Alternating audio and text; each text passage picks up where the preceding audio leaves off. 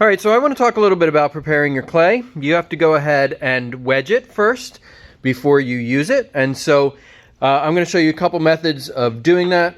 But first you got to get it off of the block. So, you can hack at it like this and rip it off. But really, the easiest way is to take a wire tool, pull it taut, and just run it right through. And you can slice off as much as you need. So when you're wedging, you don't really want to wedge a whole lot, but certainly, more than just a little bit at a time. So, this is maybe about 3-4 pounds. That's probably a good amount to wedge. So I'm just going to turn the camera here this way and set it down on top of the surface. I'm going to have my hands like this. And so the first and easiest way to wedge, it's kind of elementary here, but you can just sort of pat it flat.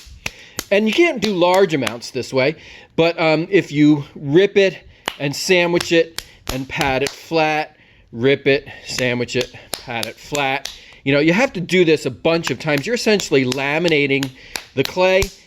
This will work. And so, if you need to wedge a small amount, you can go ahead and do this. The other way to wedge is to get all the clay together like this and just push forward with your hands. Rock the clay back, it'll collapse on itself and push forward. Now, if you do this, you'll notice that eventually these edges start to sort of spread out. You just bring them in and do this too. And if you do this method correctly, you'll get a silly little sort of face thing happening here. All right. So the other way is simple. It's the same way generally. This hand is still pushing like this, but this hand is kind of smacking it a little bit, and then every push forward, you give it a little turn. Okay, so it's like this. Right? And so what's happening here is you're sort of spiraling the clay. You're getting all those little platelets that I talked about last class, sort of going in a spiral, which is beneficial, especially when you are throwing. And also, if you look here, you can see that there is kind of a spiral motion going on the clay.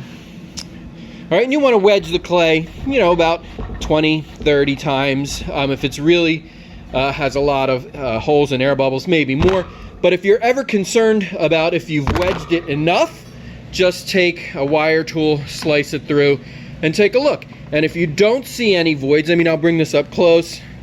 Let's see that, may tell me that there's a little air bubble, and you have to continue wedging this a little bit more so that the next time you cut it, there aren't any air bubbles.